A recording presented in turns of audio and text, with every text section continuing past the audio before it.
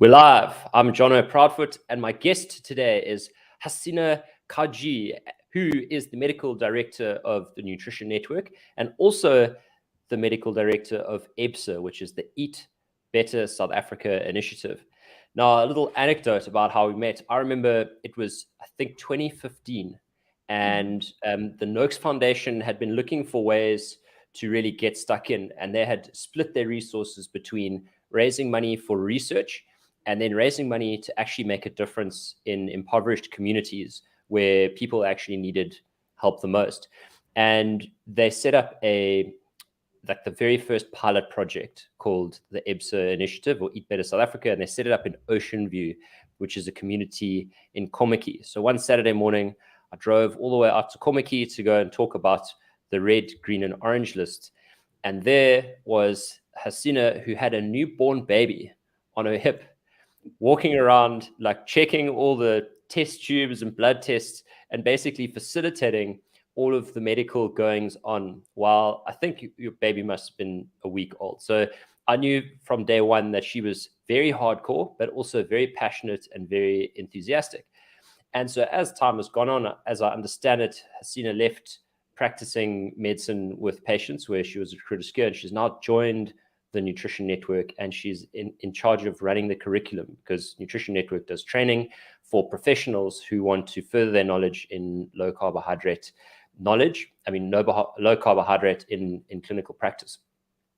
And so she joins us today. Thank you so much for joining me. We call it banting, others call it keto, some call it low carb, and you call it therapeutic carbohydrate restriction. What is the difference? Hi, Jonno. Thank you so much. So the thing is that there is no specific lifestyle or diet, or it's not one size fits all. We're all individuals. We all have our own kind of genetic risk that we come to the party with. We all have our own stressors in life and how we deal with things. So we need to be a lot more specific. So not every patient that comes to see me needs to eat under 25 grams of carbs. It really depends on what you're doing. And I don't just look at diet, it's holistic. But the diet part comes, the lifestyle, as you know, comes into the play because you're really looking at who's this person, how do they live, who's their support structure, how much time do they have for food prep, that kind of thing. And it's about matching that to the patient and then looking at the person's individual risk and what are you trying to do? Are you a totally uncontrolled brand new diabetic who's coming with sugars close to 30? Or are you coming to me because you want to prevent diabetes and you're at risk of insulin resistance, but you're fit and your sugar is still controlled? The amount of restriction, the amount you restrict that carbohydrate is going to differ individual to individual. So that's pretty much what it is. It's not a one size fits all. People hear, oh, you eat keto, which means, oh my goodness, you can't eat any fruit. That's not true. It's intelligent practice, and really that's what it is. Got it. So talk about, I think a lot of people watching this will be pretty clear that you can use low carb to reverse diabetes. I mean, by now, I pray that is kind of accepted knowledge. But you spoke about prevention, and as I understand it, that's a different game. What kind of things do you consider when looking at preventing? So in terms of prevention, you have to have a very clear idea of where you're coming from. And that you can do the full Monty approach where you get all your DNA and you can map your genes and you can see what you're susceptible to. You can check if you've got ligamental kind of fragility. And so this exercise or that type of exercise, you can do that. Or you can do it the very common sense way, which is what comes up in your family. Does cancer come up? Does diabetes come up? Does heart disease come up? What kind of ages are we talking about?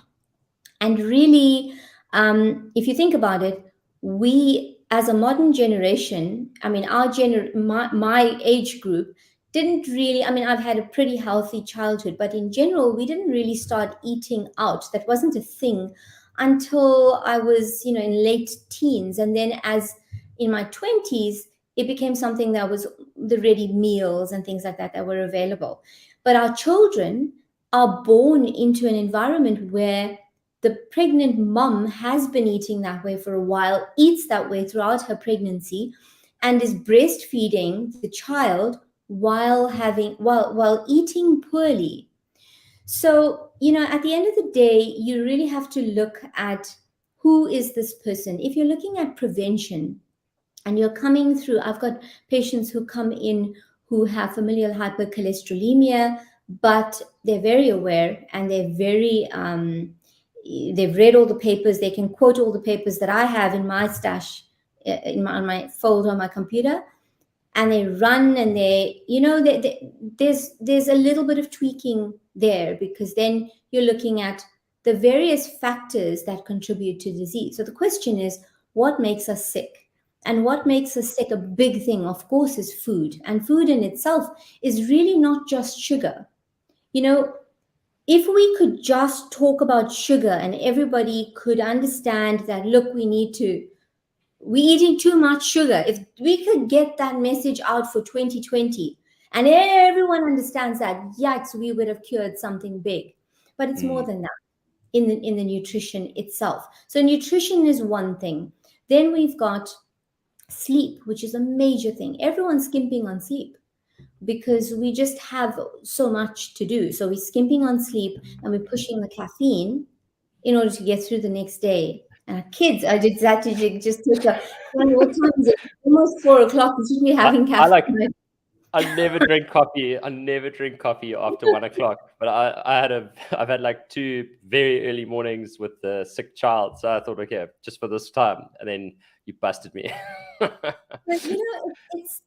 there are robust studies that show that poor quality sleep, it impairs everything. Insulin resistance, it impairs your immunity, it switches off the natural killer cells in our immune system, that is the primary cell that is in constant surveillance for tumor cells. Is that caffeine or not sleeping? Sleep, okay. not sleep, okay. not sleeping. And so it's quality of sleep and quantity of sleep. So when you're skimping on that for even just a few hours for one night, your susceptibility to infection goes up. So there's a whole lot of sleep studies so sleep is a huge thing for me. Then stress management. Very few people realize that they have poor stress management. How we deal with a child spilling milk all over the floor, someone cutting in front of us, big things, small things, middle-sized things. That's a massive thing. And exercise. What kind of exercise are you doing? Are you building muscle? Do you have enough cardiorespiratory exercise? Are you flexible? What are your relationships like? What are your with your partner, with your parents, with your community? Do you belong? Do you feel like you belong in your community?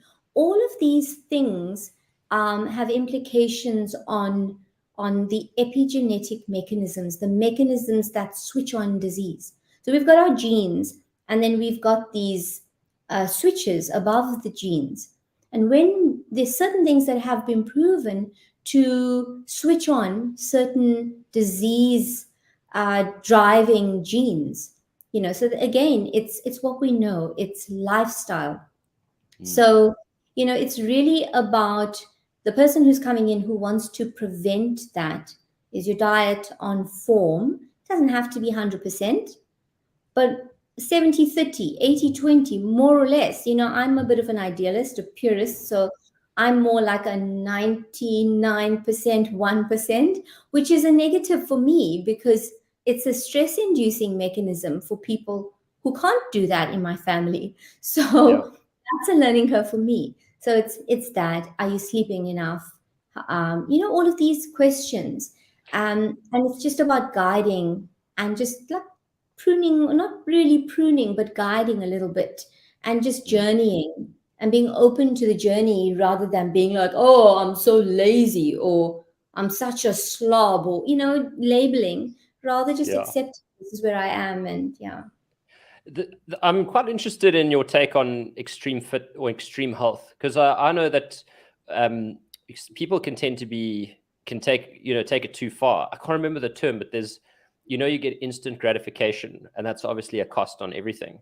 And then you get the opposite, which is when you are so disciplined that you actually rob yourself of all the fun in its entirety.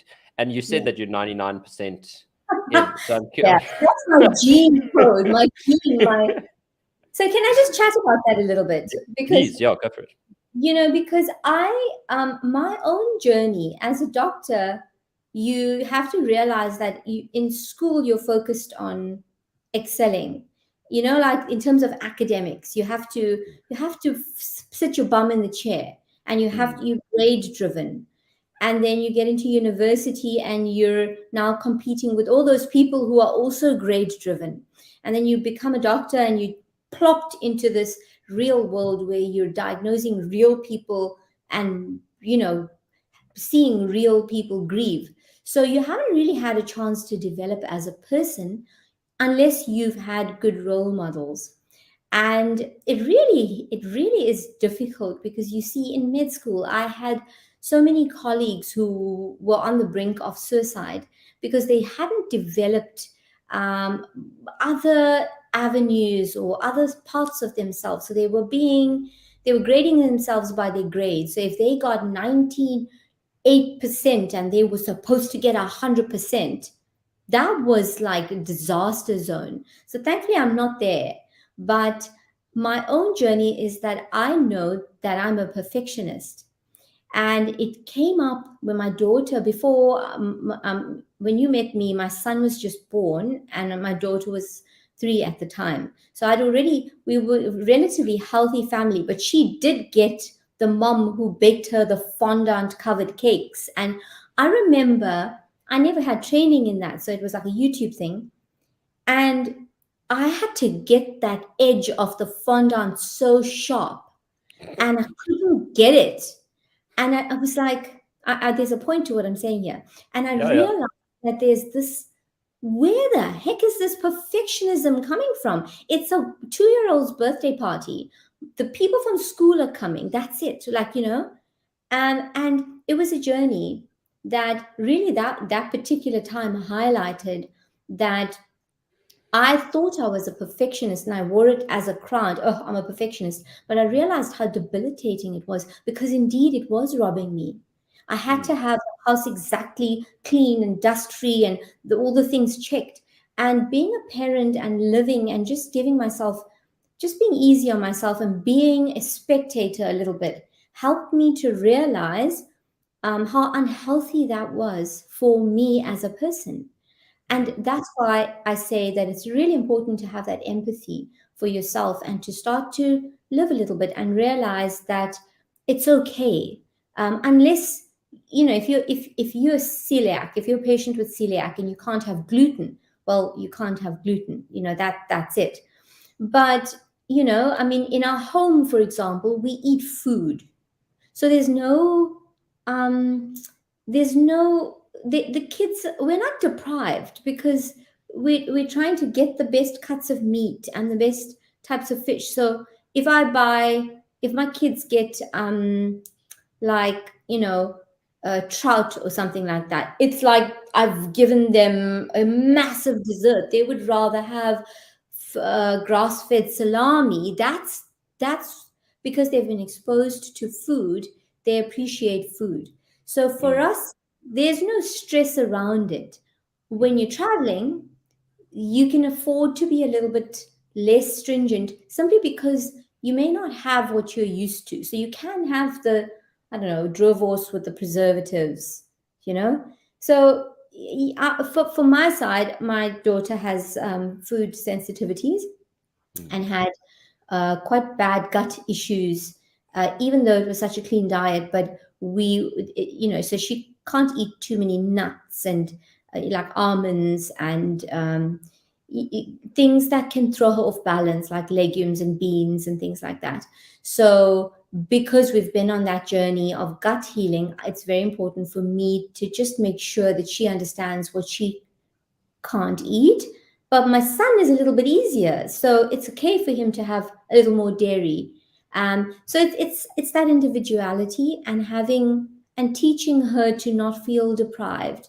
It's not like 99% you can't have it, so no one's going to have it. Though we were like that initially to make it easy for her. I'm interested in the difference between causing and preventing. And I had this argument when we wrote Raising Superheroes, where someone said to me, if you don't give a child gluten, they'll grow up being gluten intolerant. And so maybe this is connected to the epigenetics that you were mentioning earlier. What's your take on exposure to prevent or exposure to just express the genes? Is there science there? So it has to do with gut health. So the way I think about it, and there's a book that I'm going to try and pull up on Kindle. It's by Dr. Gundry, who's a cardiologist, who I'll get the title just now. But essentially, he describes the gut as a dam wall. So if you consider the dam wall and you consider that it's really damaged, so you've had exposure to, PUFAs and lectins and preservatives and all of these things, and you're susceptible. Some people are a little bit more resilient, but you're more susceptible genetically, and you have eczema and you live with it, or you have asthma and you live with it, and you take the pumps and you take the medication, or some form of autoimmune disease or whatever it is, and you just live with it. If you look at that gut, you're missing lots of bricks.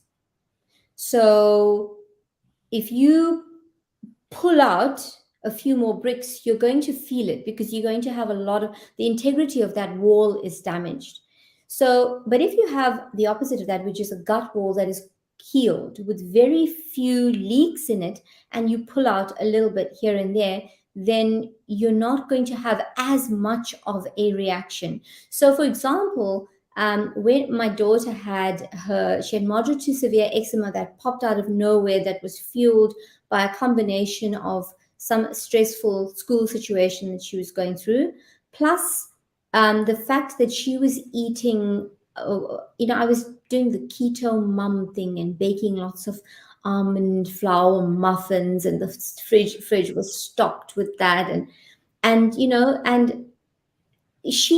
were all fine, but I just noticed that she's a slender, tall, kind of ballerina body girl, but when she ate carrots, she would get this big kind of thing with belly, which we call baking bread. It's just basically that the gut bugs, they're producing too much gas. And the thing about the gut microbiome, the bugs that live in the gut, is that you don't want one colony to be king. You want a nice, diverse community of bugs in the gut. And when she had the eczema, there was very little. A lot of people going through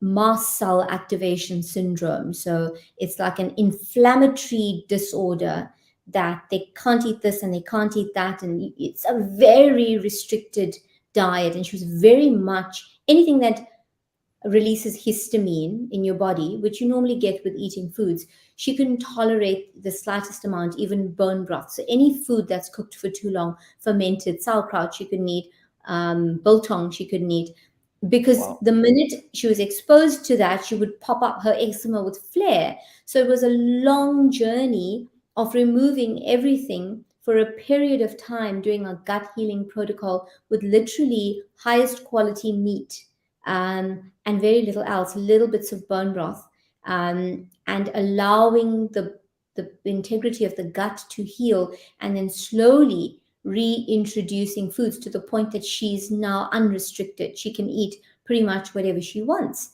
But it takes, so it really is up to the person. It's the susceptibility. And if you're fine eating that way, I wouldn't eat gluten because of the effect that I know that it has on the gut. So I would rather give my kids white potato, or rice or bananas or whatever it is, than to give them wheat.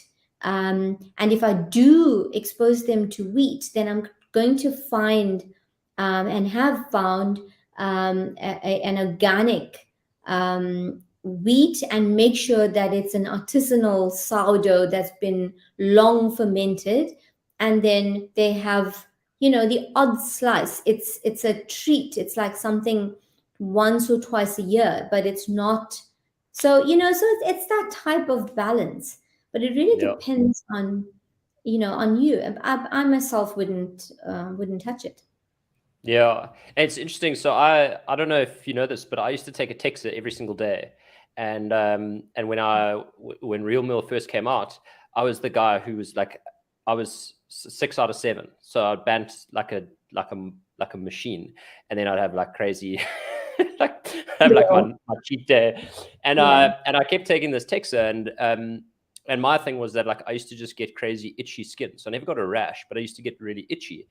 And I thought, oh, it must be the sugar or something in my diet. And anyway, so I quit drinking alcohol. And then for the following year, I had non-alcoholic beer quite often. And I noticed that I was still getting hangovers, even though I wasn't drinking alcohol.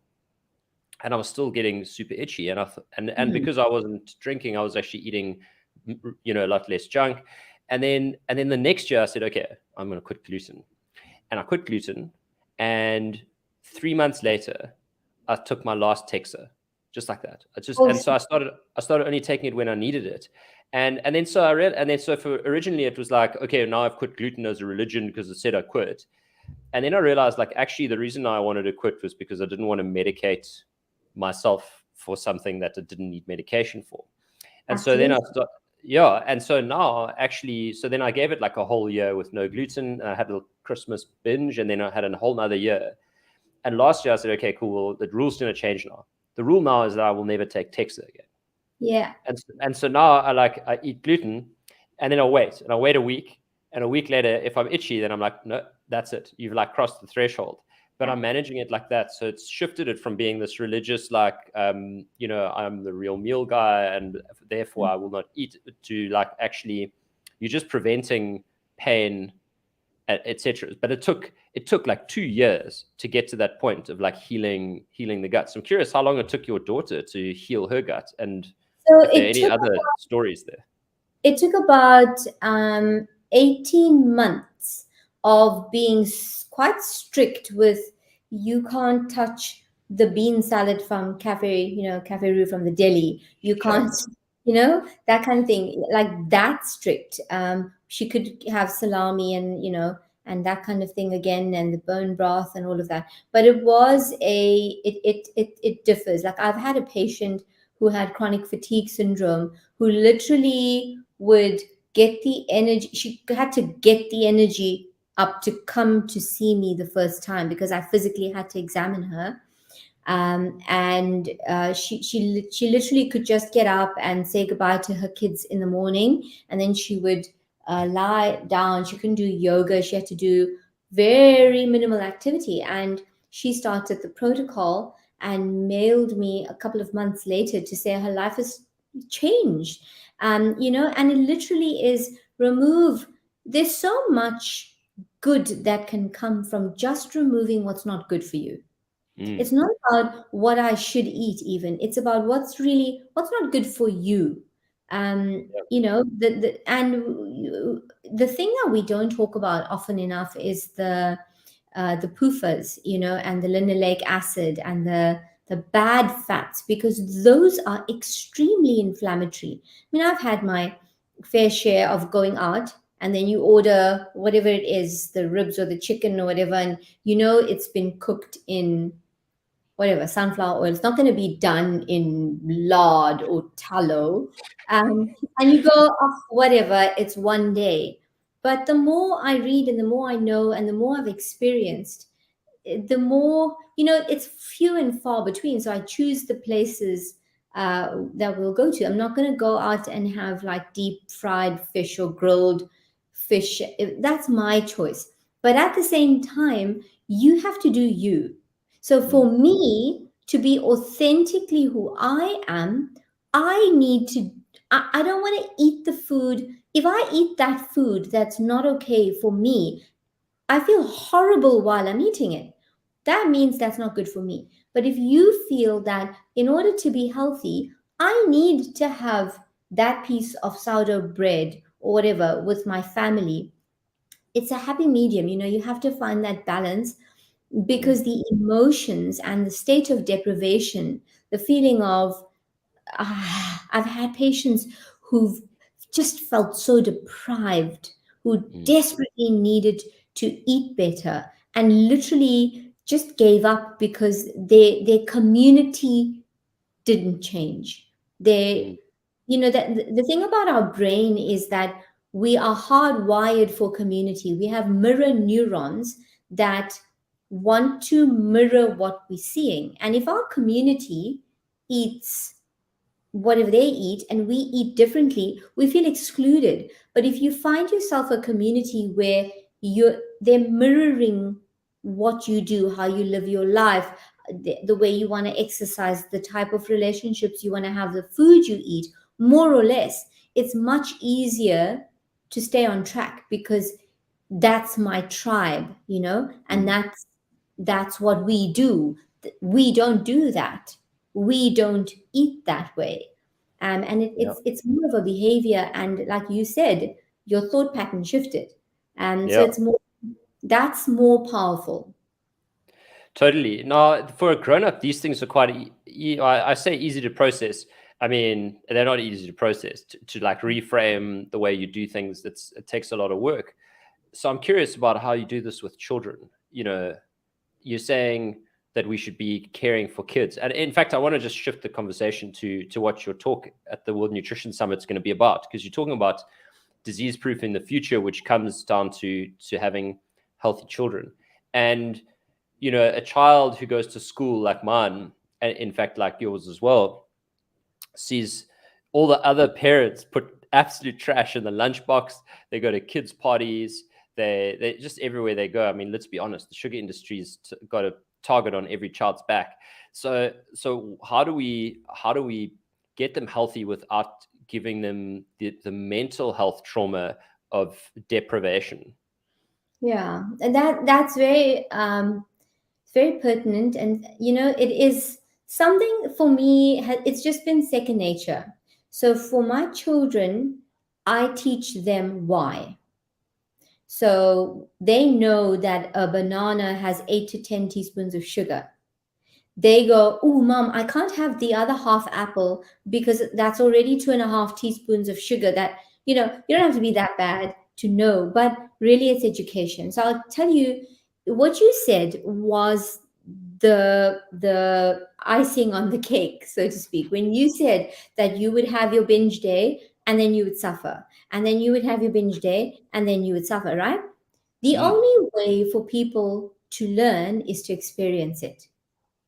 So firstly, if your children don't eat a lot of sugar or don't eat a lot of junk food at home, their taste buds change. So their ability to tolerate sugar will change, firstly. So their whole physiology changes.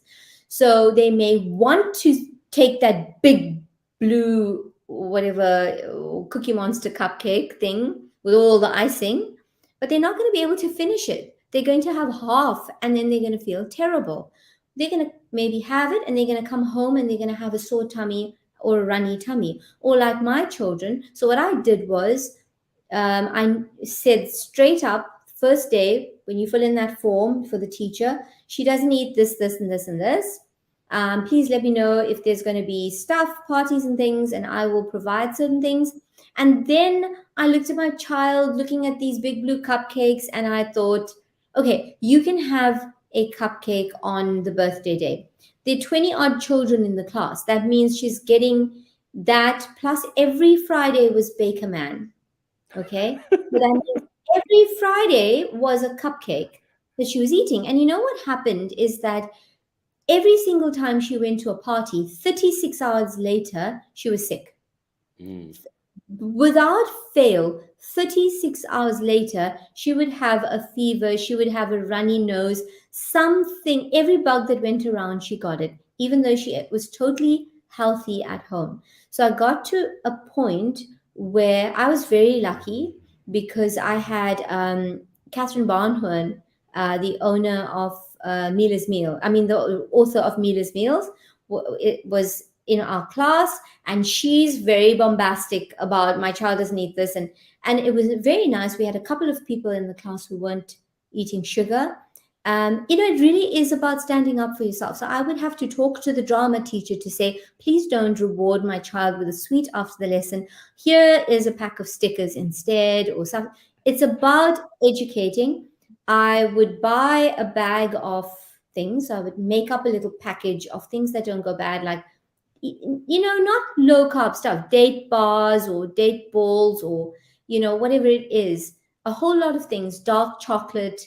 And I would give it to the teacher and say, when there's Baker Man, could you please give her the equivalent of whatever others? If they're getting this big thing, give her 2 of these, a bag of nuts and that. And I would just do that. But the main thing is that she was on board. And the only way she would be on board is if she went through what she went through. She realized that she got sick. She made a decision that she doesn't want to get sick anymore. And she could choose what she wanted. So I made sure she was part of making up the bag. And the thing is, Jonno, that her lunchbox was beautiful. Yeah. Always. She had colors in it. She had reds and greens and cheeses and pieces of meat.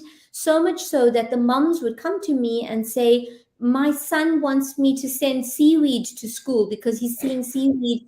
And my daughter says she wants me to please. So you can be the change. You just have to not feel like the odd one out. And you have to empower the children to know that this is a good source of protein and this is a good source of whatever it is, for eye health or brain health or omega-3s. And yeah, maybe they'll be a bit nerdy, but who cares? They know what's going into their bodies, and that's kind of it. So it was a journey, and it was really about embracing it and never having a deprivation. So there's kombucha in our house, and I even went through a period of making my own kombucha, so I couldn't make it not as sweet or Power whatever. enough, yeah. Yeah, and they're part of it. They cook in the kitchen, and you, like, for example, my son loves bananas, but I don't want them to have too much sugar because we have a strong genetic predisposition to cardiac disease in our family. So for me, it's real. It's real, a young cardiac disease, so it's real. And so they know that it would be limited. And just before I came in, my 9-year-old was making him a banana boat that she came up with, which is slitting the banana in half and putting macadamia nut butter in and some pecan nuts and some dark chocolate. And he was like, oh, this is the best day of my life. I love banana boats. The last time he's had bananas is a few months ago. Wow. So it's really about, it's about balance, understanding, and buy-in. They're individuals. You cannot dictate. Yeah, I think what you said there is really important with buy-in.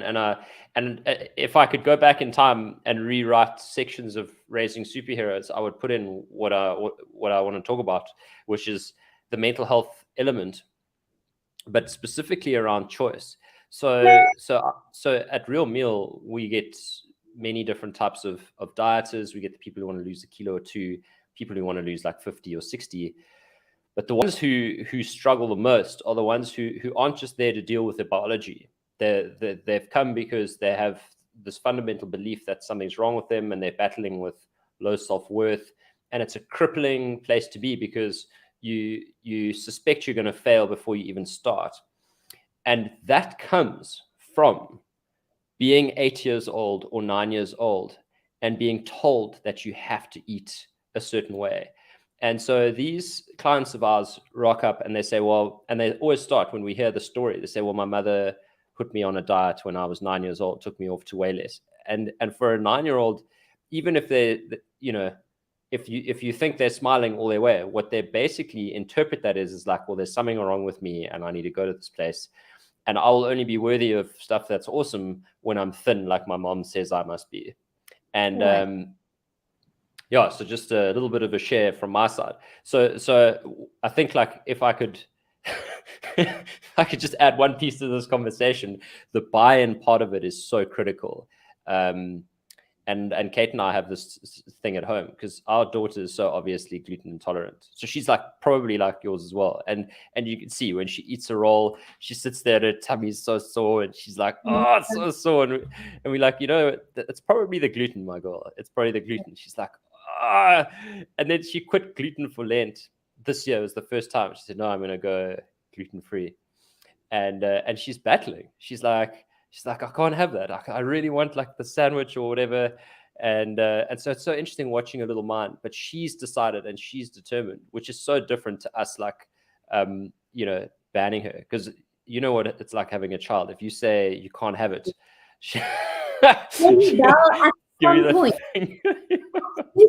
But you know, there's this thing, what you said made me think about, there's this mentality that I fell into pretty early in my keto journey, which is you can't have muffins, so I'll make keto muffins. And you can't have bread, so let's work at the recipe to get the best bread.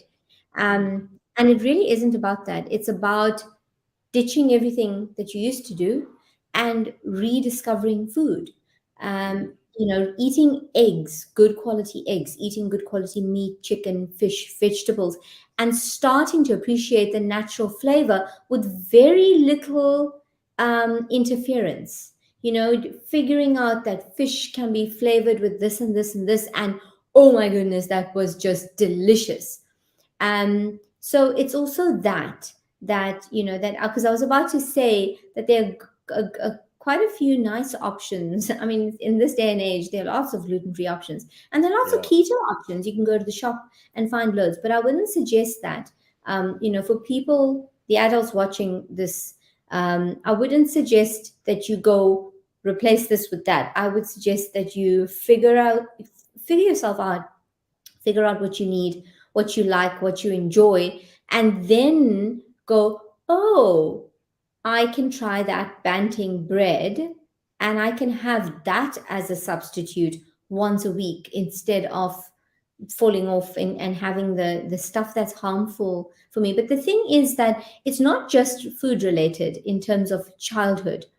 And this is where the relationship part of longevity and health comes in. It is about connection. It is about respect. And it is about that child having a voice from the moment they're born, that, you know, that type of parenting, that we see them as individuals, that we give them, you know, you're still the parent. It's up to you to decide. I'm not saying you have the child has the choice for everything, but it's about respecting that it's a dance, that sometimes I'm going to lead, sometimes you're going to lead, and you're going to figure out when is the point for the child's going to say, I've had some horrible situations with my children. Like my son had this issue where he couldn't swallow granular textures. And there was an egg on his plate and he wouldn't eat the yellow. And I said, you're going to eat that. And he said, like, I was not as mature. I'm a work in progress.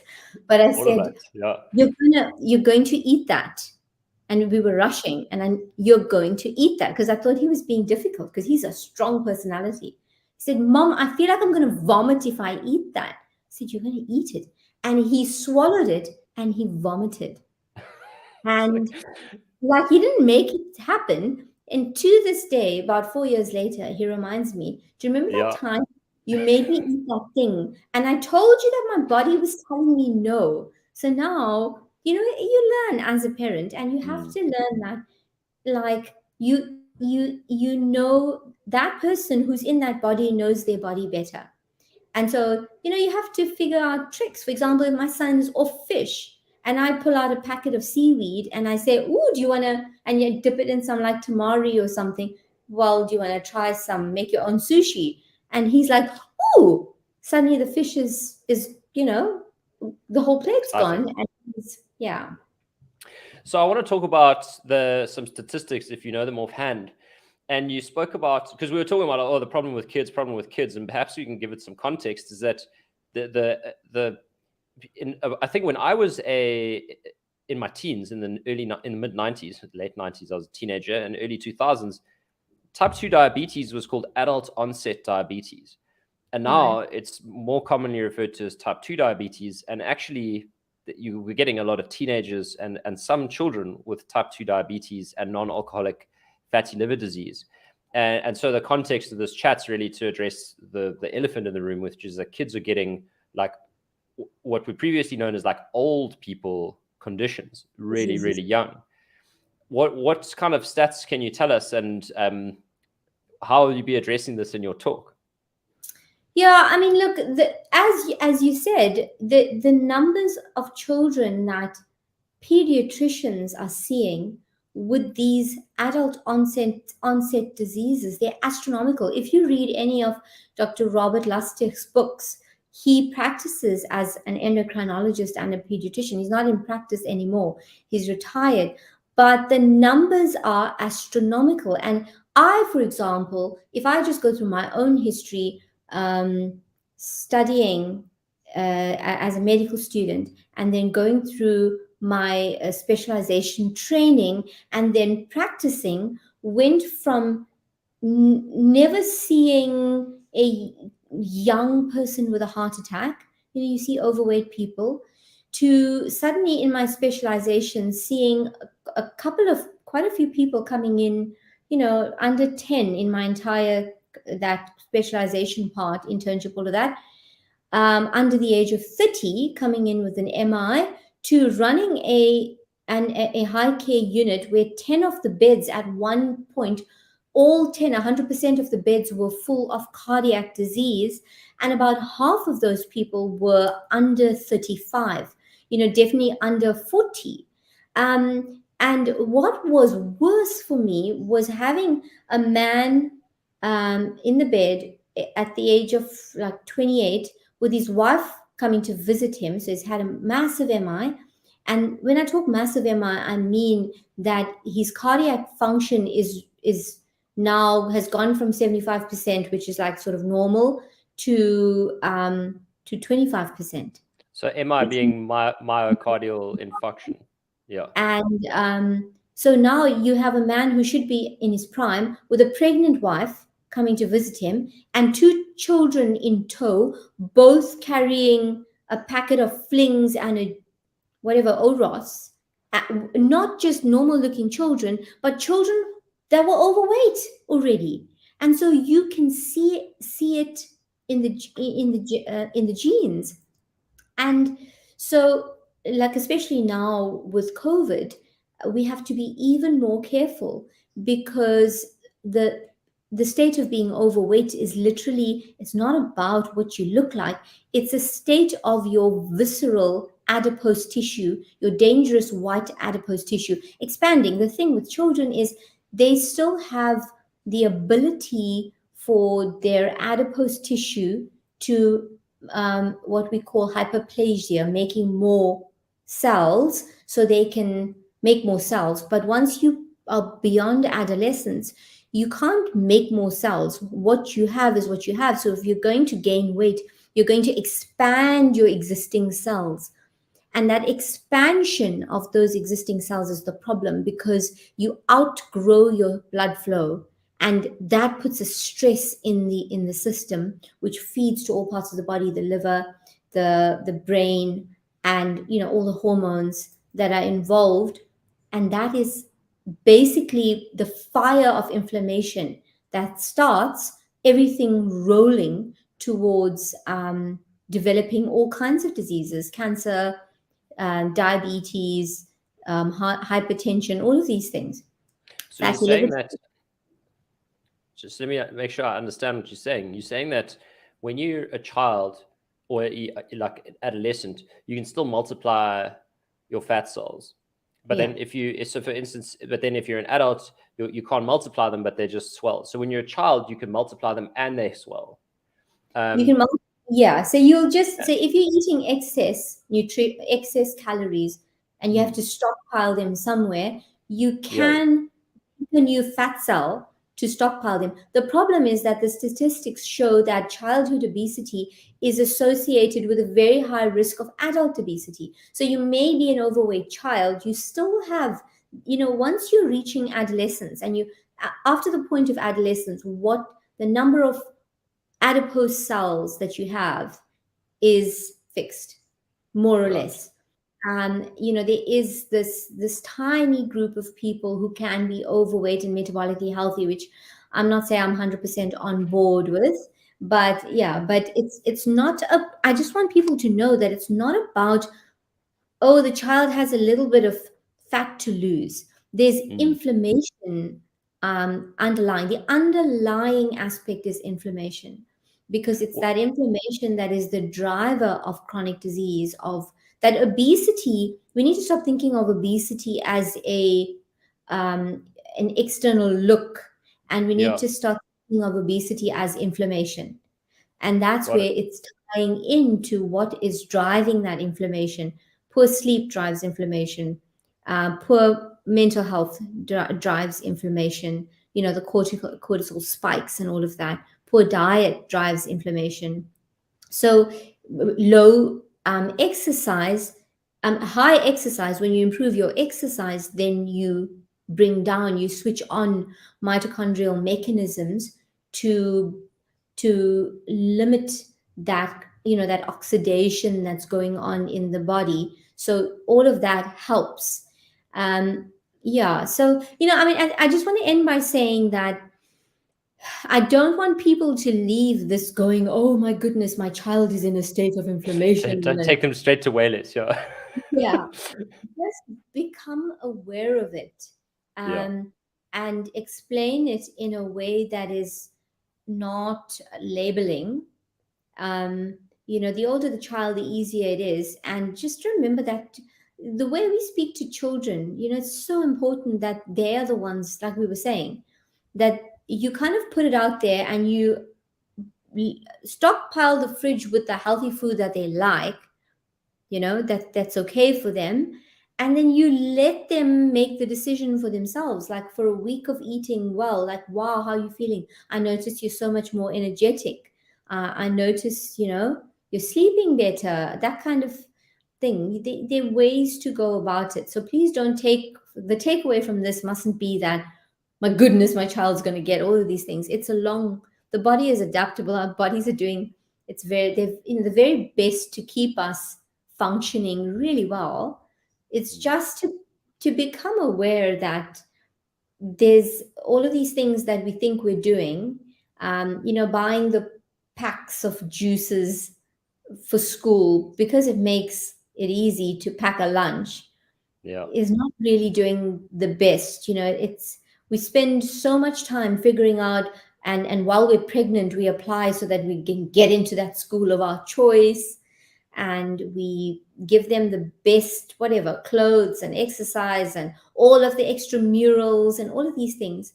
But we're also taking them to wherever after school and letting them have that slice of pizza and whatever they're eating as a snack, when we could be just doing it a little bit differently if we just pivot and think, what is this doing in terms of inflammation in the body? I think one of the things that I heard come up was around, there was a comment that don't reward my child with food. He's not a dog. And so I think if we shift our mindset there, we could have some powerful results. Finding ways, like you said, a little sticker book or something to reward the kids, and start to because sometimes food is a reward. We celebrate, we have a big meal, but if there are other things there that we also reward ourselves with, then we have a more balanced and sort of level-headed approach, rather than every time we do anything good, we've got to take the sweet. Well, Hassina, it's always a pleasure to chat. And I won't let any of the viewers leave without giving them the hard sell on the World Nutrition Summit 2022, which is actually available in the link in this post, whether you're on YouTube or Facebook or in the group or on our page. And there are going to be 40 plus speakers, just like Hassina, not all as awesome as Hassina. And they will be talking about matters related to nutrition, mental health, taking a holistic view on nutrition. It's not just like a religious gathering for low carb pundits. We're talking about plant-based, we're talking about mental health, food addiction, sugar addiction. Myself and our psychologist, Victoria, are doing a talk on the binge cycle, which is fascinating. And Hassina will be talking about disease-proofing the future, talking about healthy children and having healthy adults. So thank you so much for coming to chat to me. It's always a pleasure.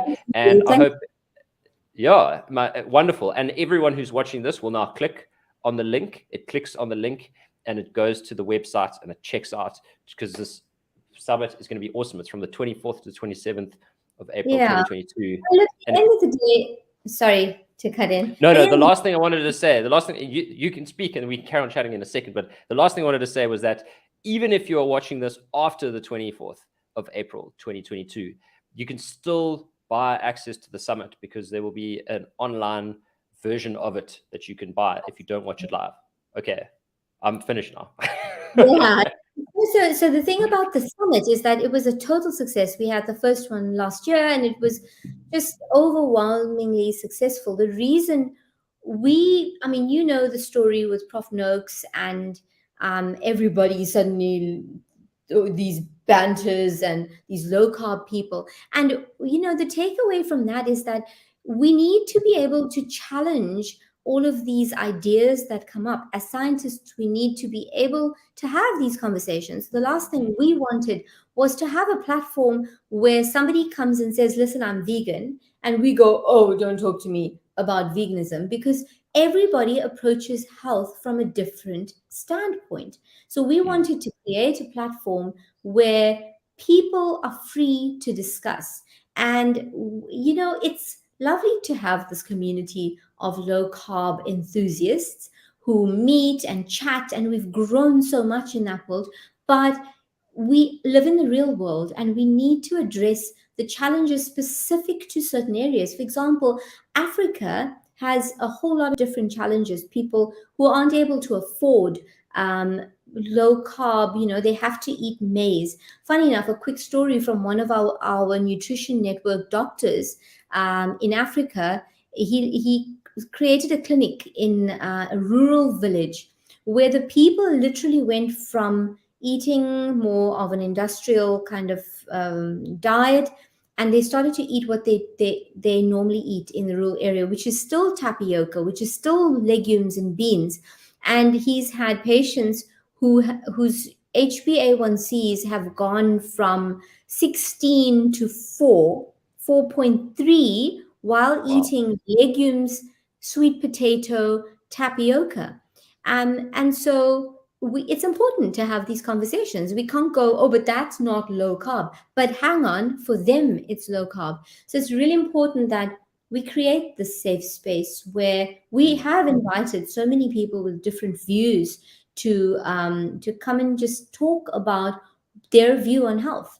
What you're talking about, the binge eating cycle, is something that anyone can follow a meal plan, but we need to be talking about what binge eating is about. Otherwise, you're going to not be able to follow that meal plan and you're not going to understand why. So that's why we have the nutrition network as well for people. It's not just for medical practitioners. It's also for lay people who want to train as advisors and coaches, because that was a huge need that we realized. People, sent us so many messages saying, please, can you create this? And the World Nutrition Summit came from that diverse group of people and that need. So please click on the link, and we'd love to have you join us and hear your view, because growth is about challenging those beliefs and having those conversations. Awesome. Hassina Kajee, Dr. Extraordinaire, Medical Director of Nutrition Network. Thank you once again. And I'll see you in a couple of weeks' time at the convention. Can't wait. Thanks so much.